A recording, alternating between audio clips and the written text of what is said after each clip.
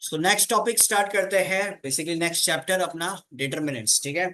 Matrices already हम लोगों ने कंप्लीट कर रखा है। मैट्राइसेस का ही एक्सटेंशन अपन डिटर्मिनेंट में पढ़ने वाले हैं। जैसे कि मैट्राइसेस में मैंने आप लोग को ये बताया था कि मैट्राइसेस पढ़ क्यों रहे, मैट्राइसेस पढ़ने का रीजन क्या था। जब भी आपके पास सिस्टम ऑफ लीनियर इक्वेशंस रहते हैं, दो वेरिएबल का, तीन वेरिएबल का, तब तक आप आराम से मैन्युअली सॉल्व कर सकते हो। बट अगर चार वेरिएबल, पांच वेरिएबल पे चला जाए तो आप उसको सॉल्व नहीं कर पाओगे। तब आपको एक टूल का यूज करना पड़ेगा जिसका नाम है मैट्रिक्स।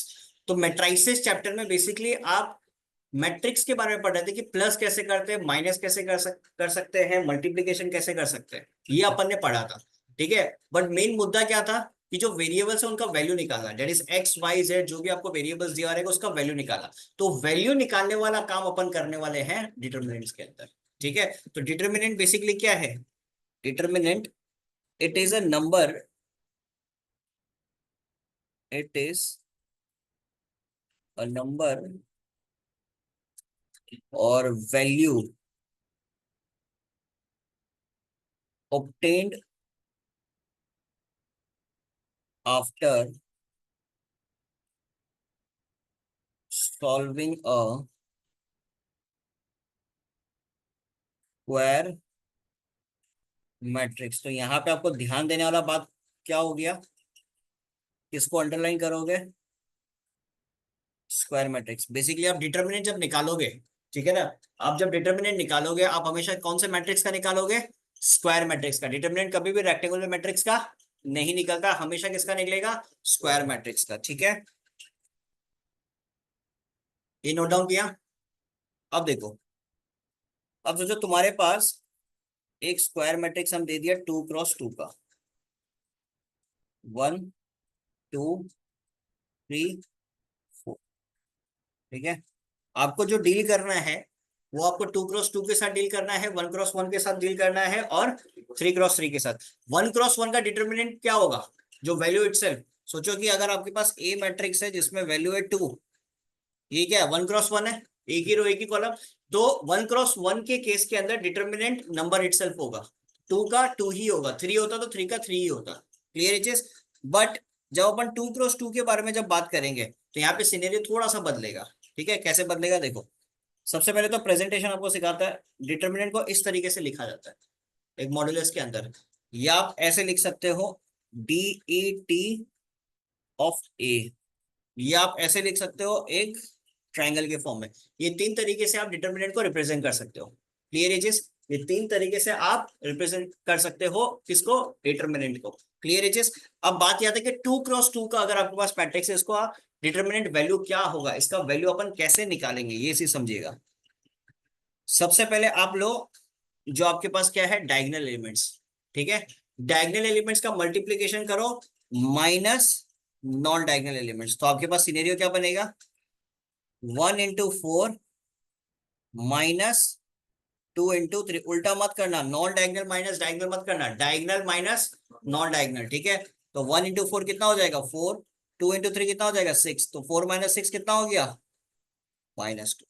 तो 2x2 का भी डिटर्मिनेंट वैल्यू निकालना बहुत ज्यादा आसान। 2x2 में भी कहीं पे भी आपको इश्यू नहीं होगा। एक क्वेश्चन और देखो, बच्चों 2 4 6 8, अगर आपके पास ऐसा सिनेरियो, इसका डिटर्मिनेंट वैल्यू निकालना क्या होगा? 2 into 8 -6 into 4। 2 into 8 कितना हो जाएगा? 16। 6 4 जा 24, 60 - 24। बोलो चलेगा? क्लियर है?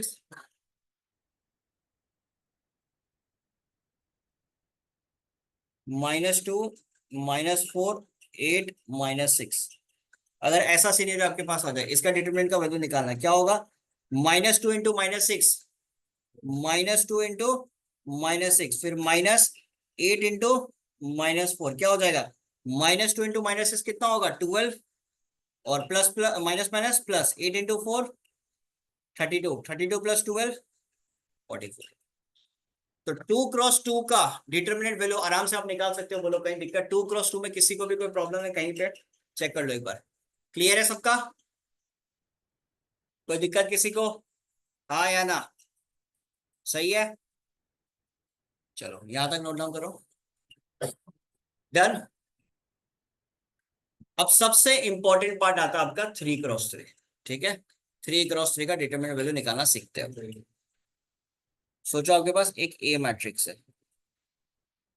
1 2 3 2 4 1 1 2 6। क्लियर एजेस, ये आपके पास एक ए मैट्रिक्स है। अब यहाँ पे चीज को समझिएगा, यहाँ पे अपन जब डिटरमिनेंट का वैल्यू निकालते हैं बेसिकली उसको बोलते हैं एक्सपेंशन। क्या बोलते हैं उसको? एक्सपेंशन।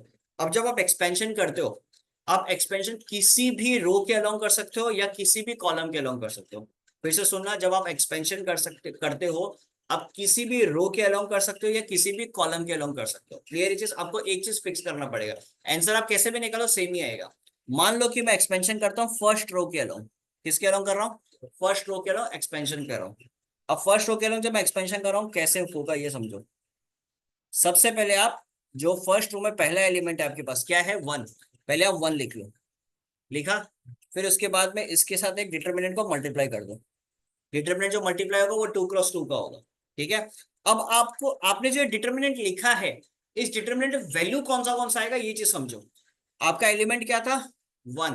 तो 1 के करस्पॉन्डिंग में जो आपके पास रो है और 1 के करस्पॉन्डिंग में जो कॉलम है, पहले आप उसको डिलीट कर दो। कर दिया? 1 के करस्पॉन्डिंग का रो और 1 के करस्पॉन्डिंग में जो कॉलम है उसको आपने हटा दिया। बचा क्या आपके पास? 4126। तो इसको आप यहाँ पे लिख लो, 4126 लिखा।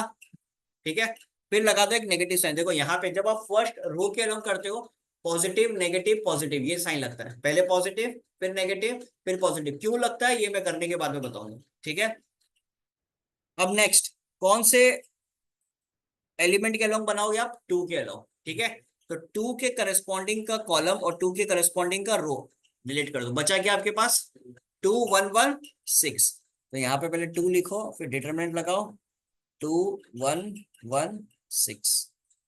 क्लियर? नेक्स्ट, कौन सा एलिमेंट है आपके पास? 3। तो +3। देखो पॉजिटिव नेगेटिव पॉजिटिव, ठीक है, +3। अब 3 के करस्पॉन्डिंग का कॉलम और 3 के करस्पॉन्डिंग का रो, इसको डिलीट कर दो। बचा क्या आपके पास? 2412। 2412 लिख लिया सब? ठीक है, अब ये डिटरमिनेंट को सॉल्व कर लो। प्लस माइनस प्लस क्यों होगा बताएगा, क्योंकि सब जगह पे अलग अलग सिचुएशन क्रिएट होगा। ये हम सिखा रहे तुमको फर्स्ट रो के अलोंग। ठीक है ना, देखो पहले डिटरमिनेंट को सॉल्व कर लो। यहाँ पे डिटरमिनेंट सॉल्व करोगे तो क्या आएगा? 4 × 6 कितना होता है? 24 -2। फिर -6 × 2 कितना होगा? 12। 12 -1 +3। 2 × 2 कितना होगा? 4। 4 -4। फिर 24 - 2 कितना होता है? 22। 12 -1 कितना होता है? 11। 11 × 2 कितना होगा? 22 +3 इंटू, तो बेसिकली इस पूरा डिटरमिनेंट का वैल्यू आपके पास क्या आ रहा है? 0 आ रहा है। क्लियर एजेस, कोई दिक्कत इसके अंदर? अब बात यह आता है कि आपने पूछा कि प्लस माइनस क्यों हुआ। देखो जो आपने एलिमेंट पकड़ा, ठीक है, ये एलिमेंट क्या है? A11। ये एलिमेंट क्या है? A12। ये एलिमेंट क्या है? A13। क्लियर एजेस, A11 का जब आप बात करते हो तो ये जो 1 1 है, 1 1 को जब आप ऐड करोगे 1 + 1 क्या आता है? 2। क्लियर है, 2 इज एन इवन नंबर। जब आपके पास इवन नंबर आएगा तो आपका साइन हमेशा क्या होगा? पॉजिटिव। 1 2 का बात करो, 1 + 2 क्या होता है? 3। जब आपके पास ऑड नंबर आएगा तो साइन कौन सा यूज करोगे? नेगेटिव। 1 3 का बात करोगे, 1 + 3 क्या होता है? 4। 1 + 3 करोगे 4 आएगा। 4 is an even number, even number पे साइन पॉजिटिव। बात समझ में आया? अब जैसे मैंने एक्सपेंशन किया अलोंग द फर्स्ट रो, आपका मर्जी, आप expansion along the first column भी कर सकते हो, कोई दिक्कत नहीं है। ठीक है, फर्स्ट कॉलम के अगर अलोंग एक्सपेंशन करोगे साइन क्या क्या होगा? A11 पॉजिटिव ही रहेगा। फिर ये वाला क्या होगा? A21 नेगेटिव, और इसके लिए भी पॉजिटिव पॉजिटिव नेगेटिव पॉजिटिव। अब सोचो सेकेंड रो के अलोंग करते हो, सेकेंड रो में क्या रहेगा? A21 नेगेटिव, A22 पॉजिटिव और A23 नेगेटिव। नो 23 बोलता है, हाँ 23 होगा, sorry, negative negative positive negative. Clear इचेस, आप किसी भी रो या किसी भी कॉलम के लोग एक्सपेंशन करते हो, आंसर आपका हर जगह पे सेम ही आएगा, 0 ही आएगा। इस केस के अंदर आपका आंसर हमेशा क्या आएगा? सेम। क्लियर इचेस, कोई दिक्कत इसके अंदर? बोलो, यहां तक समझ में आया? कोई दिक्कत? और नॉर्मली क्या होता है, मैक्सिमम बुक में आप कहीं पे भी देख लो, जो सोल्यूशन किया हुआ रहता है, आप खुद भी जब करोगे आपको समझ में आएगा, हमेशा फर्स्ट रो के अलोंग ही एक्सपेंशन करते हैं। ठीक है ना? ऐसा कोई हार्ड एंड फास्ट रूल नहीं है कि आप दूसरे रो या दूसरे कॉलम के अलोंग नहीं कर सकते, but most of the cases में फर्स्ट रो के अलोंग एक्सपेंशन करते हैं। बात समझ में? एक्सपेंशन में कोई दिक्कत है किसी को? एक क्वेश्चन आप लोग करके दिखाओ। क्या चीज? ऑड बिकॉज आगे आप पढ़ोगे माइनर्स एंड कोफैक्टर्स आने वाले, उसमें बता सकते हो।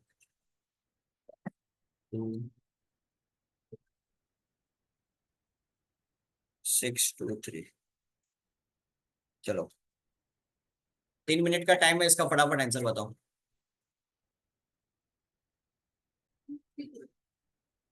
चलिए चेक करते हैं, फर्स्ट रो के अलोंग एक्सपेंशन करते हैं। ठीक है, क्या आएगा?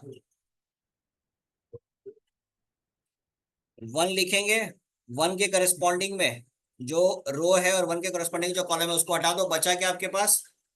9 1 2 3। नेक्स्ट -2, 2 के करस्पॉन्डिंग में जो आपके पास रो और कॉलम है उसको डिलीट कर दो, बचा क्या? 8 1 6 3। लिख दो 8 1 6 3। नेक्स्ट +4, 4 के करस्पॉन्डिंग में रो और कॉलम को डिलीट कर दो, 4 के करस्पॉन्डिंग का रो, 4 के करस्पॉन्डिंग का कॉलम, बचा क्या? 8 9 6 2। 8 9 6 2। ठीक है, अब इसको मल्टीप्लाई करते हैं। 9 3 जा 27, 27 -2। 8 3 जा 24, 24 -6। 8 2 जा 16, 16 -54। ठीक है, तो 27 -2 कितना होता है? 25। 24 -6 कितना होगा? 18, 18 इंटू 2 36। 16 -54 कितना हो जाएगा? 30 -38, यही होगा ना? और -38 इंटू 6, 38 इंटू 6 कितना हो जाएगा? 8 6 जा 48, 4 कैरेट, 6 6 जा 18, 228, -228। तो इतना बड़ा नंबर आ रहा है। हाँ हाँ, अच्छा 4 को मल्टीप्लाई नहीं किया, वेरी गुड। 25 -36 कितना होता है? -11, -228। सर 38 इंटू 4 ही होगा। क्या क्या? सर 38 इंटू 4 होगा 150। 38 इंटू 4 होगा ना, 6 नहीं है ना। एक मिनट, 9 3 जा 27, ये हो गया। 8 जा 24, 24 -6। कौन सा कब बोल रहे हैं? आप यहाँ पे ये 228, सर 228 बैठा दिया थर्ड वाला में, देखिए 6 इंटू 38 कर दिया। ओ अच्छा अच्छा, sorry four sorry, into thirty eight होगा। 4 इंटू 30, हाँ सॉरी। 38 इंटू 4, 8 4 जा 32, 3 कैरेट, 4 3 जा 12, 51, 52। ठीक है, तो 152 और 11 को ऐड करो, कितना आता है? 160। तो आंसर आएगा -160। आया बात समझ में निशांत को? ये क्या, अबे उसे देख के करते ही क्यों है तुम? अच्छा, तुम सही निकाल के बैठे है। इसका आंसर क्या हम इसके लिए है, तो सर मुझे कभी कभी ऐसे सोचो कि हम भी सही हो सकते हैं, कभी कभी ऐसे बोलो कि हम भी सही हो सकते हैं, तो उसको बताओ कि हम भी सही हो सकते हैं। सही आंसर निकाल के भी गलत कर दिया तो कि बोला कि शुभम का कभी गलत नहीं होगा। सर भरोसा है मुझे इस पे। एक क्वेश्चन और करते हैं, ठीक है? थोड़ा कॉन्फिडेंस आएगा, एक क्वेश्चन और करते हैं। करते हैं मतलब आप लोग करेंगे। वन,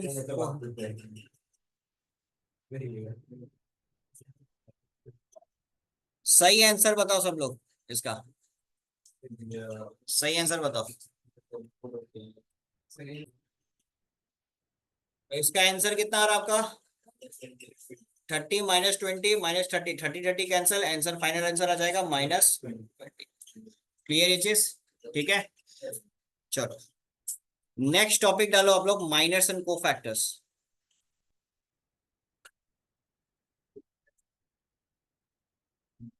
माइनर्स एंड,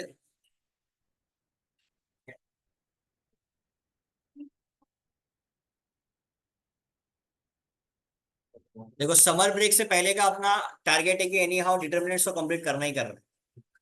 ठीक है, समर ब्रेक से पहले का टारगेट है। अगर जल्दी कंप्लीट हो गया then will start with PNC. Let's see. चलो देखो,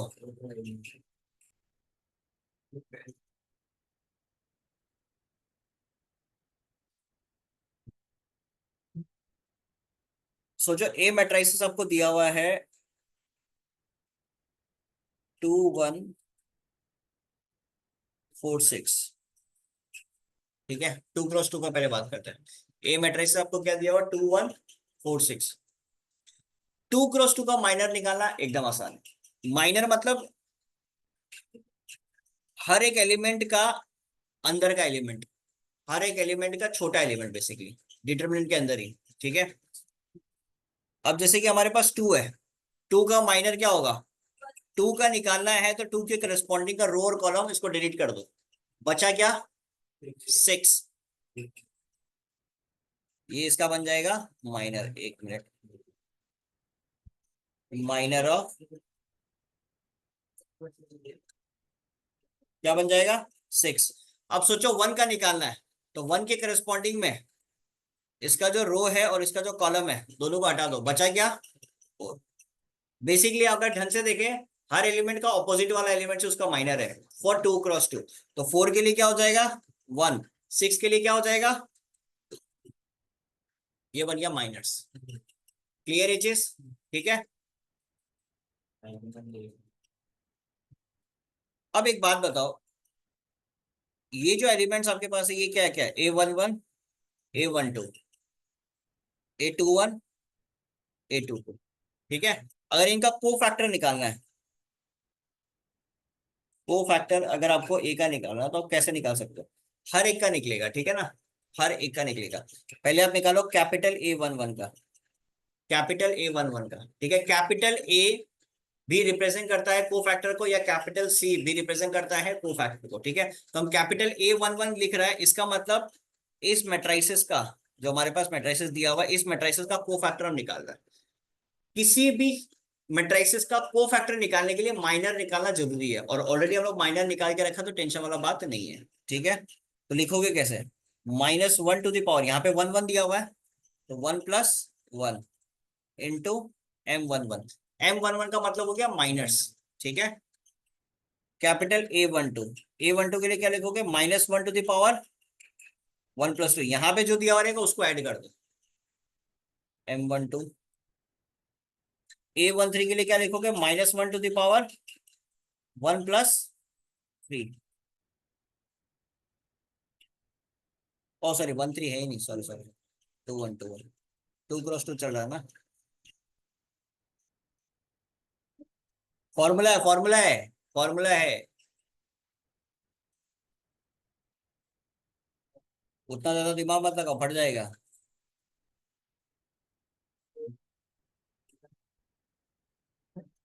ठीक है, अब एक बात बताओ, नेगेटिव के पावर में इवन नंबर है, 1 + 1 क्या होता है 2, नेगेटिव के पावर में इवन नंबर है, वो अल्टीमेटली क्या बना देगा इसको पॉजिटिव। और M11 का वैल्यू कितना था 6, तो आंसर इसका क्या हो जाएगा 6। नेगेटिव के पावर में ऑड नंबर है तो क्या रहेगा नेगेटिव, और M12 का वैल्यू कितना था 4, तो आंसर कितना होगा -4। नेगेटिव के पावर में ऑड नंबर है क्या होगा नेगेटिव, तो बेसिकली क्या हो जाएगा M21 1 -1 सॉरी। नेगेटिव के पावर में इवन नंबर है और मल्टीप्लाई हो रहा है M22 से, क्या हो जाएगा। अब थोड़ा सा अगर दिमाग अपना लगाए ऐसे सोच सकते हो, माइनस आपने मेहनत करके निकाल लिया, जितना भी माइनस है आपने मेहनत करके निकाल लिया, ठीक है। सोचना कैसे, जहां जहां आपके पास इवन नंबर आएगा, जहां आपके पास इवन नंबर आएगा वहां as it is same answer रहेगा। बात समझ में आ रहा है, जहां पे आपके पास इवन नंबर आएगा वहां पे एज इट इज जो भी माइनर का आंसर होगा वही रहेगा। अगर माइनर में -6 होगा यहाँ पे भी -6 लिखोगे, माइनर में +6 होगा तो इधर भी +6 लिखोगे। जहां पे आपके पास ऑड नंबर आएगा वहां पे साइन चेंज हो जाएगा। अगर +4 है तो -4 बन जाएगा, -4 है तो वो +4 बन जाएगा, बिकॉज यहाँ पे नेगेटिव साइन एक लगता है, सिंपल। तो आपको जो मेहनत करना वो कहाँ पे करना, माइनस निकालने में, को फैक्टर ऑटोमेटिकली निकल जाएगा। थोड़ा सा दिमाग लगाना, इवन नंबर पे एज इट इज जो नंबर है वही आपका आंसर होगा, ठीक है। और ऑड नंबर पे पॉजिटिव का नेगेटिव में बदल जाएगा और नेगेटिव का पॉजिटिव में बदल जाएगा। क्लियर ये चीज? इवन में साइन चेंज नहीं होगा और ऑड में साइन चेंज हो जाएगा। Simple, done. तो ये था miners and cofactors of 2x2। अब कहानी स्टार्ट होता है 3x3 का। देखो माइनर्स एंड कोफैक्टर्स 3x3 का। देखो असली कहानी इधर है।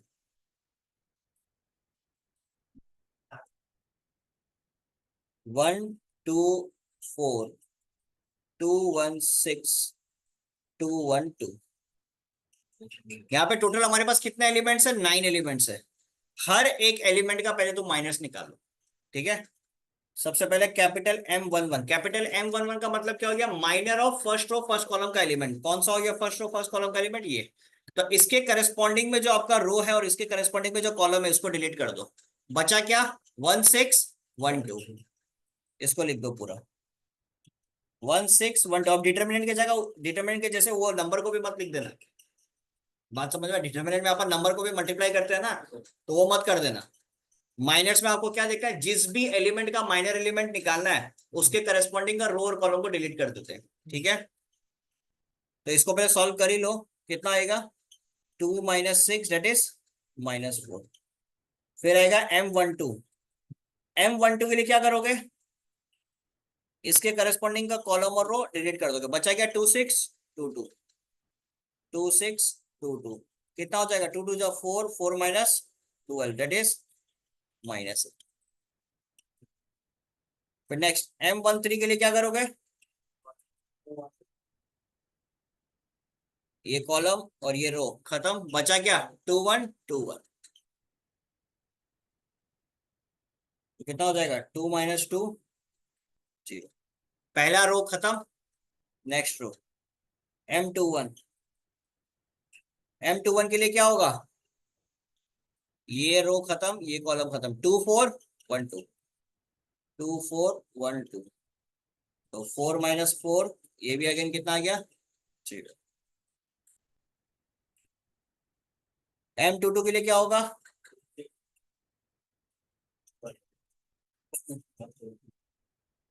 ये खत्म, ये खत्म।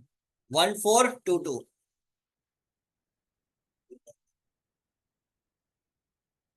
2 - 8 दैट इज -6। फिर M23 के लिए, M23 के लिए क्या होगा? ये गया, ये गया। 1 2 2 1 1 2 2 1। तो 1 - 4 दैट इज -3, ठीक है। Next M31। M31 के लिए क्या होगा?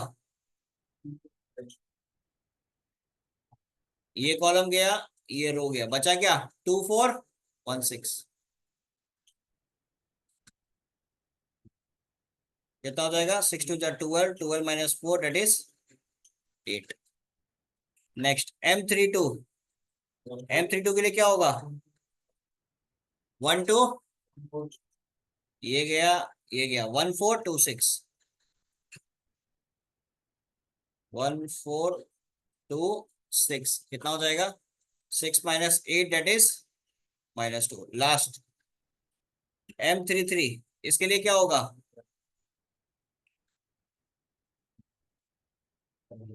ये गया, ये गया। 1 2 2 1।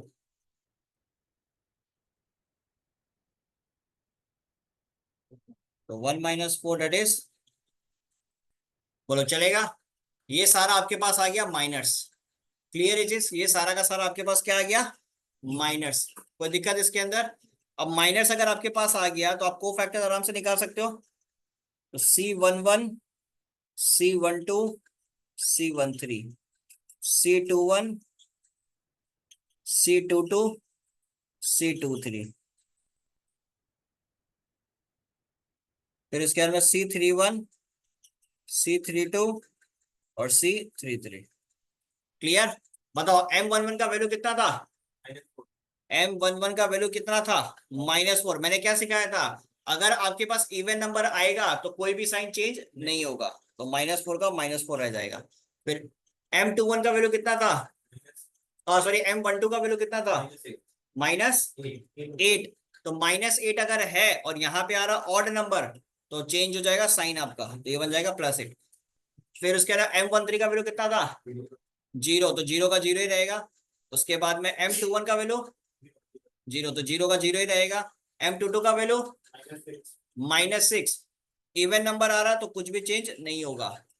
M23 -3, 2 और 3 क्या है, ऑड नंबर पे आएगा, 2 + 3 करने से क्या आ जाएगा, -3 है ना, तो चेंज हो जाएगा 3। M31 8, तो यहाँ पे कुछ चेंज नहीं होगा। M32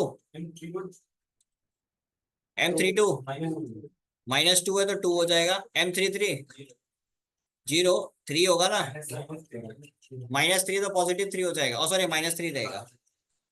तो इसका को फैक्टर्स ये निकल गया। आया बात समझ में। अब चाहो तो इसको अगेन एक मैट्रिक्स के फॉर्म में लिख सकते हो इस प्रकार, -4 0, देखो -4 8 0 0 -6 3 8 2, खत्म। तो ये कहानी था आप लोग का माइनर्स एंड को फैक्टर्स का। बोलो यहाँ तक कोई दिक्कत किसी को, क्लियर है सबका, कहीं पे भी कुछ इशू। अब एक चीज हमेशा याद रखना, ये सब लिख लिया ना, जैसे सोचो एक, फॉर एग्जाम्पल यहाँ पे चीज को समझना, ठीक है, आपको एक मैट्रिक्स दिया हुआ है 1 2 4 6 8 1 2 1 3, ऐसे एक मैट्रिक्स दे दिया, ठीक है। आपको बोल रहा है कि फाइंड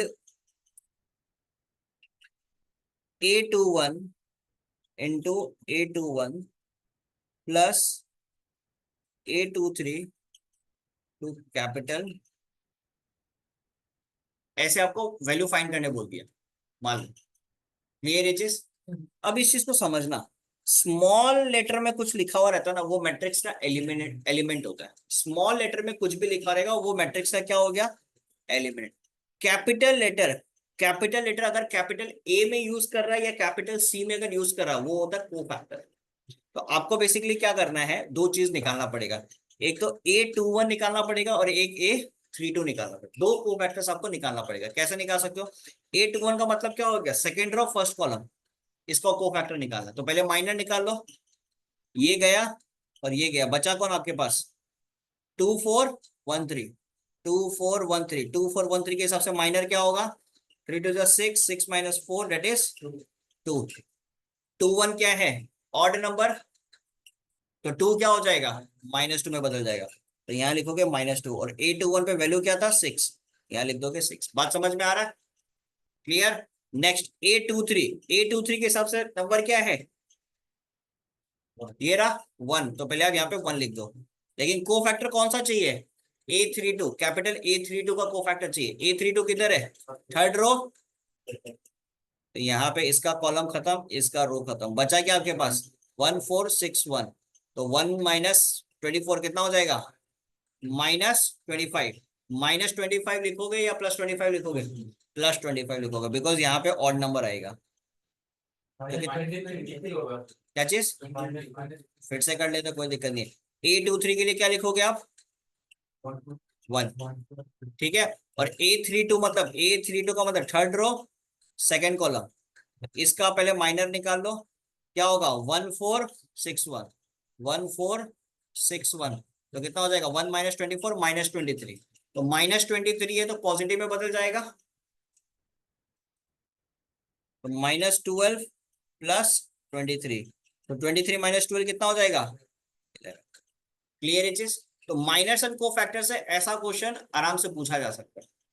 क्लियर, कोई दिक्कत इसके अंदर।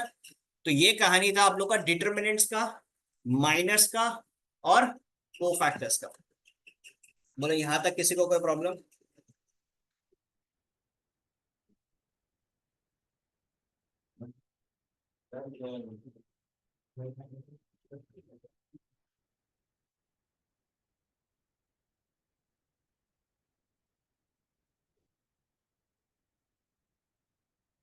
अब स्टार्टिंग है, जैसे एक्सरसाइज 3.2 में पहला दो सवाल है वो आप आराम से कर सकते हो, अभी करो तो। पहला दो सवाल एक्सरसाइज 3.2 का आप आराम से कर सकते हो। फटाफट मेरे को इसका आंसर बताओ, ठीक है।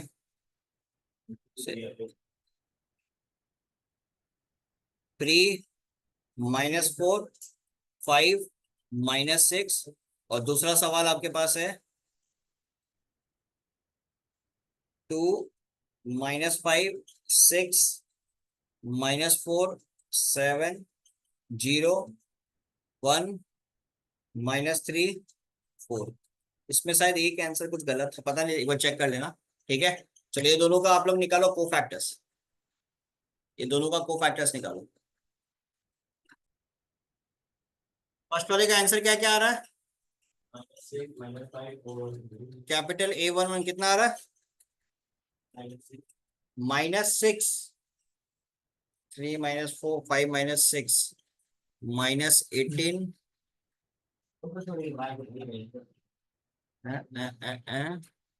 -18 यहाँ पे +20। इनका भी गलत है, आंसर में भी गलत ही दिया हुआ है, आंसर में भी गलत दिया हुआ है। ये क्या होगा? -18, ओ सॉरी सॉरी सॉरी, मैं है आंसर ठीक ही है, मैं डिटरमिनेंट निकाल रहा था। ठीक है ठीक है, A11 6 ही आएगा। ठीक है, 6 नहीं, -6 आएगा, -6 आएगा, -6 आएगा। आंसर में गलत है, गलत है, गलत है, आंसर में +6 दिया हुआ है। A12 कितना होगा? A12 कितना होगा? -5, ये ठीक है। फिर उसके बाद में A21 कितना होगा? +4, ये ठीक दिया हुआ है। A22 कितना होगा? 3 दिया हुआ। तो जो आंसर आप लोग को दिया हुआ उसमें एक गलत है, वो है यहाँ पे आंसर आएगा अपना -6, बट आंसर में दिख रहेगा +6। ठीक है, नेक्स्ट नंबर 2 का बताओ। कैपिटल A11 कितना आएगा? कैपिटल A11 कितना आ रहा है? 28। ठीक है, 28 आएगा। A12 कितना आएगा? 24 तो आ ही नहीं सकता, तुम खुद देखो इधर, तुम इसके अलाउ करेगा। 7 × 4 कितना होता है? 28 -3 × 0 तो 0 ही होगा ना। नेक्स्ट A12 क्या होगा? A12 कितना आ रहा है? 16। ठीक है, फिर A21 कितना आएगा? A21 कितना आ रहा है? हाँ सॉरी, A13 भूल गया हम। A13 कितना होगा? कितना आ रहा है? A13 -1 5 आएगा। 12 - 7 5 आएगा। A13 आएगा 5, +5। A21 कितना आएगा? A21 आएगा 2। ठीक है, A22 कितना आएगा? A23 कितना आएगा? A31 कितना आएगा? A32 कितना आएगा? -24 या +24? इनका माइनस क्यों आ रहा है, चेक कर लेते हैं। A32 है ना, ये गया, ये गया, 2 × 0 ये, और माइनस माइनस +24, -24 आएगा। इनका गलत है ये। ठीक है, फिर A33, तो ये आ गया माइनस एंड कोफैक्टर्स। कोई दिक्कत इसके अंदर? A13 5 कैसे हुआ? A13 ये रहा और ये रहा, 12 - 7। ठीक है, नेक्स्ट एक्सरसाइज 3.2 का सेकंड नंबर का 1 नंबर देखो, क्या दिया हुआ आपको? 4 9 2 3 5 7 8 1 6, इसको एक्सपेंड करना है, ये डिमांड है क्वेश्चन का। तो एक्सपेंशन करने के लिए क्या करेंगे? फर्स्ट रो के लो एक्सपेंड करते हैं, 4 लिखेंगे, 4 के करस्पॉन्डिंग का जो रो और कॉलम है उसको डिलीट कर दो, क्या आएगा? 5 7 1 6, 5 7 1 6। नेक्स्ट -9 लिखो, इसके करस्पॉन्डिंग का कॉलम और इसके करस्पॉन्डिंग का रो हटा दो, 3 7 8 6, 3 7 8 6। नेक्स्ट +2, 2 के करस्पॉन्डिंग का कॉलम, 2 के करस्पॉन्डिंग का रो हटा दो, 3 5 8 1, 3 5 8 1। ठीक है, अब सॉल्व कर लो इसको। 5 6 जा 30, 30 माइनस 7, 6 3 जा 18, 18 माइनस 56 प्लस 2, 3 माइनस 40। कोई दिक्कत इसमें? तो 30 माइनस 7 कितना होता है? 23। 23 इंटू 4 कितना हो जाएगा? 92। 18 माइनस 56 कितना हो जाएगा? 18 माइनस 56 38 होगा। कौन सा? ओ यार क्या हो गया आज मेरे को? 72, सॉरी। 6 6 18। अबे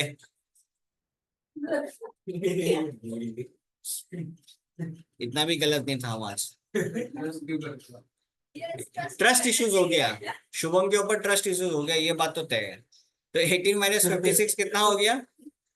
18 माइनस 56 शुभम कितना होता है? और शुभम का वो आंसर भी नहीं निकलेगा। कितना होता है? 38। और 38 से अगर 9 मल्टीप्लाई करेंगे कितना होगा शुभम? प्रोसेस कर रहा है।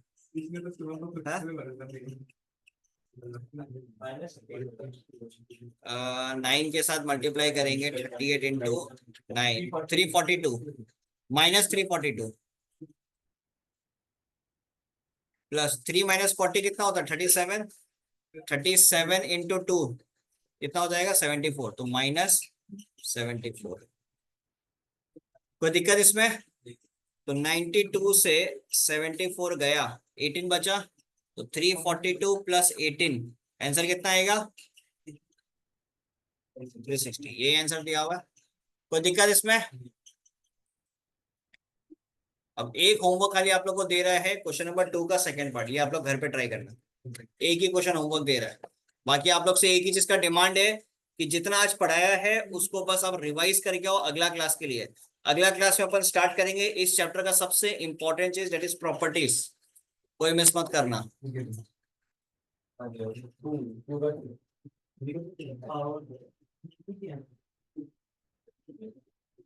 ये होमवर्क रहेगा आप लोग के लिए, ठीक है? चलिए।